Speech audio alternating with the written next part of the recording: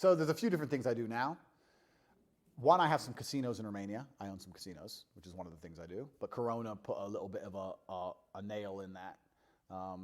And I don't know how much I'm allowed to say on YouTube, but every chance I get, I love to state the fact that that was the biggest scam in the history of man. And I don't know if we're going to allow this to stay online, but the overreaction from the governments is way past criminal.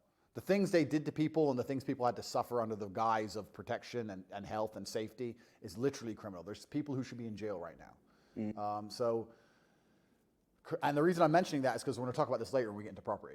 Yeah. So there's all that Corona thing happened with the casinos. And then I have a very large online presence. I have a very big digital presence. I own a network called The War Room.